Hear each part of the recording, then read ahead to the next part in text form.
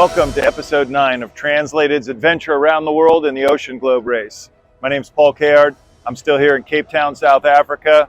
Been hanging with the team. They did a great job getting to work right away in the stopover, which is kind of a critical strategic move to get the work list established and get the work and the maintenance underway. After that's in hand, they took a well-deserved 5 days off. God knows they were pushed hard on leg one. They were very tired, so they all enjoyed a little bit of time to themselves. Some have family here. And stopover management is a big part of this race.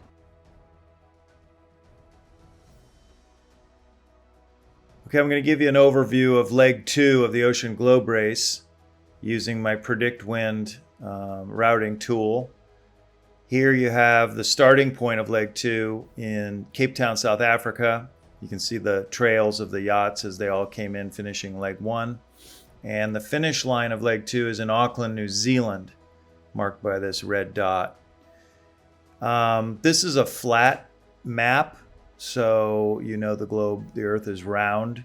And if you were really to look at this route on a globe, you would see that the shortest distance between Cape Town and Auckland would be something known as the Great Circle Route, which is depicted by this yellow line, and that would be the shortest distance between the 2 points. However, it's unrealistic to even consider this line because it's going on to the Antarctic continent, and even north of that there's a lot of icebergs and debris floating in this area.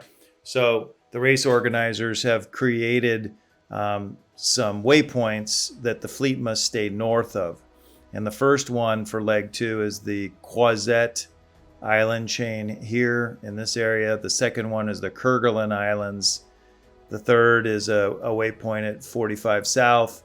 And the fourth is a waypoint at 50 South. Now the rules do allow you to dip down between the waypoints, but all boats must leave each of the waypoints to the south. They must pass to the north of the waypoints.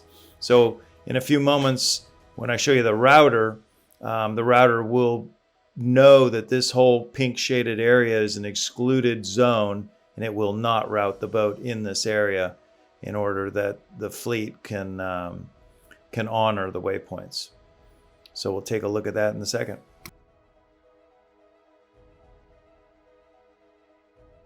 I'm using the Predict Wind router, and I'm using the European model for weather. I'm using Translated 9's polars, and they're going to start on Sunday, November 5th at 12 noon UTC. So let's take a look at what the fleet can expect in the first 5-6 days of the race. You can see the exclusion zone in here, which I already talked to you about in a leg overview. So initially it looks like the wind on the very tip of South Africa is going to be southeasterlies getting out of there. You can see them spending some time on port tack, then again on starboard, just trying to make their way south basically to get out of Cape Town and around the Cape of Good Hope. And then on Monday, the 6th, 24 hours into the race, Translated would be about in this position, and you can see they're picking up some westerlies, northwesterly winds that are coming off of a low pressure system that's down here to the south. So they'll be making good progress already as of Monday, and here we are on Wednesday, 3 days into the leg.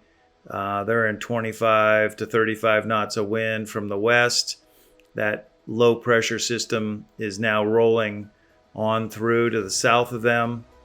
And if we move forward another little bit, Thursday the 9th, 4 days into the leg, that low pressure has really rolled on beyond them. It's over here at this point to the east of them, and they're touching a little bit of lighter winds coming off this high pressure system up here. I think they'll be pretty happy about that because they'll have gotten a good dose of Southern Ocean sailing in the first 72 hours, and the lighter winds will be welcomed. On Saturday, the 11th, looks like they're going to have some northwesterlies. And so what I can say about the first 5-6 days of the leg is they're having good winds. They're going to make good progress. And it'll be full on for them in that first 72 hours with that low pressure passing. So that's a wrap on episode 9 from Cape Town. The team will be leaving on Sunday the 5th. As we've seen from the leg overview, this is going to be a very, very tough leg. It's the longest. They'll be very cold because it's springtime here in the Southern Hemisphere. They'll get the big waves, the big wind. But really, this is what the racing around the world is all about. Sailing in the Southern Ocean is what makes an around the world race different than any other race. So it's going to be tough and challenging, and more than ever, we'll all need to believe in the humans.